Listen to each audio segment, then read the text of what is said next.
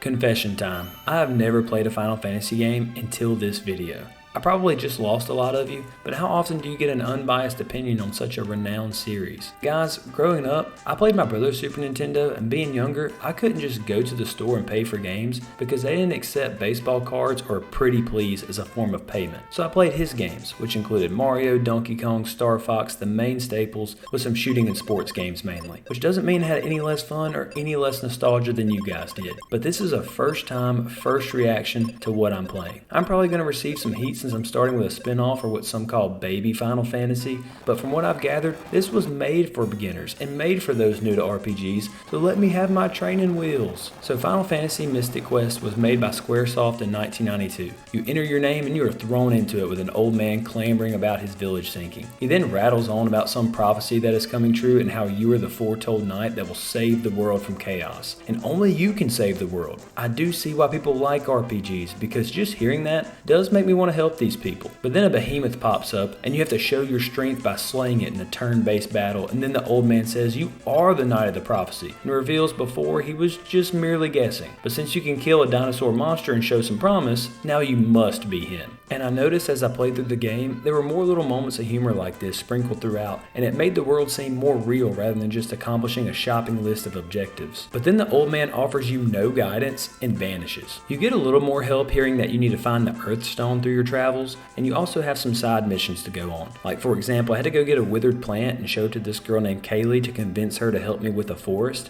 which she hands me an axe, which means I'm not really sure what side she's on because I hear that axes aren't very good for trees. But anyway, you'll go on missions like that. I also figured out while visiting her that sleeping completely restores you, so that's a good thing to know. It's a small village and I really enjoy roaming around and seeing the town and talking to villagers just to see what kind of nonsensical statement I can get out of them. But once somebody tells you your next mission, you'll navigate to where you need to go with this overhead map, and it's pretty straightforward. Along the way, you'll see dungeons that contain rounds of battles, and it's basically just a way to level up and gain enough stats to fight the monsters in your next mission. A classic stalling technique. But I like how the story and missions are very linear and easy to understand what to do next. I'm never wondering what my objective is and pulling out my phone to watch a YouTube video every 5 minutes. There's all things I expect in this game, like turn-based battling, leveling up with experience points, and some dungeon crawling. Speaking of the turn-based battling, you get options in each battle to run, to battle, or to use an item. Some enemies are more susceptible to certain weapons, so choose wisely. Then you and your party will take turns with the enemy battling it out. I love the enemy design.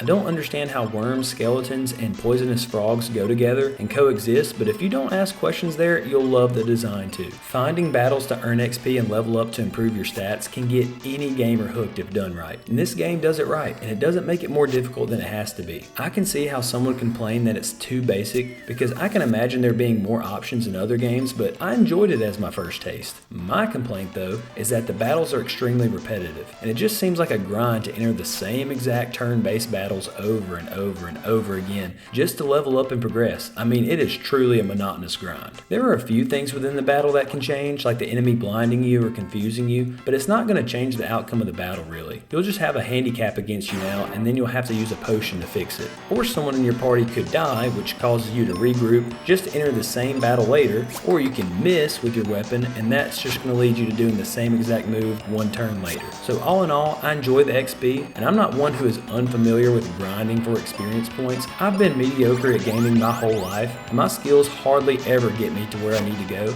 but it's my persistence that makes up for it. But I would like a little something different in the battles to spice it up, or I guess just less of them, or I would have them sprinkled through layers of the story or something. But it was all laid out for me pretty well, and having others trying to explain RPGs to me before, I thought I was about to walk into a convoluted mess, but this game was pleasantly clean and easily accessible from my rookie brain. And on the bottom left of your screen, you'll see what level you're on and what weapon you have equipped, and you can change those with the L and R buttons. You'll also see a health bar and how many notches below it or how many health bars that you have. To see a bigger screen, you can go to the menu by pressing the start button and see your inventory. You can see what weapons you have, armor and spells you've earned, and items you found exploring, which can usually be found in chests or treasure placed randomly throughout the game and often guarded by monsters. You can also save your game at any point in the game, and you'll pick right back up where you left off. It's fun to add allies along the journey, but they're usually kind of just there to help with offense and they don't change in this game. Plus, the simulated version of them is going to be better than you, or at least better than me, so I left all their actions on auto, which made me feel even more detached from them, like I wasn't supposed to interact on their behalf. So it was kind of just like an NPC standing next to me during my repetitive turn-based battle to offer some more offense, and that way they could put more or stronger enemies on the screen, which is a little lame. But I'll tell you what I do like in the battles though. That's the visible damage the enemies take. Like first some of their armor will be cracked and then they'll lose a limb or something, and I really feel like that's a nice touch I don't see very often. Something else caught my attention is the use of weapons outside of battle. Like you can use axes to chop down trees in your way on the map, or bombs to explode debris in your path. It's little interactions like that that really make a game more immersive.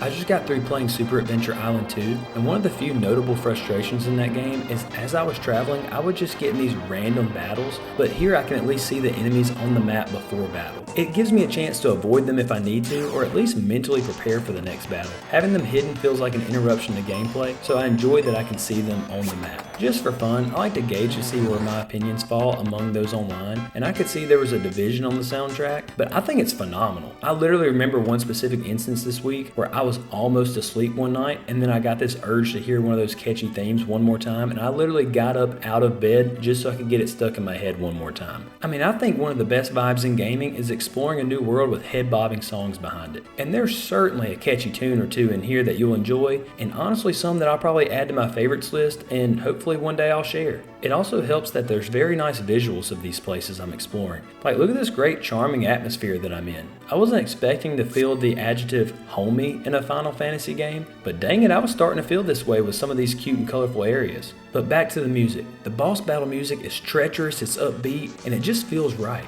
The artwork on some of these bosses too are funky, but in a really good way. Some of the bosses also have different attacks with extra animations, and I'm not gonna lie, I ate that up. Especially after all the same battles I've been having, so that was really nice to see. So I defeat this boss here, I collect my loot, my diamond, my elixir that I have to return back to my in-game bestie to cure her, and we are off to the next mission. All around, I am loving this game. I know it's an intro RPG, but for what it's trying to do, it worked perfectly for me, and I was looking forward to playing it each day getting home from work. So besides the repetitive battles, I don't know if I would change anything. I mean, I absolutely love this game. So would a mediocre gamer like Final Fantasy Mystic Quest? The answer is yes.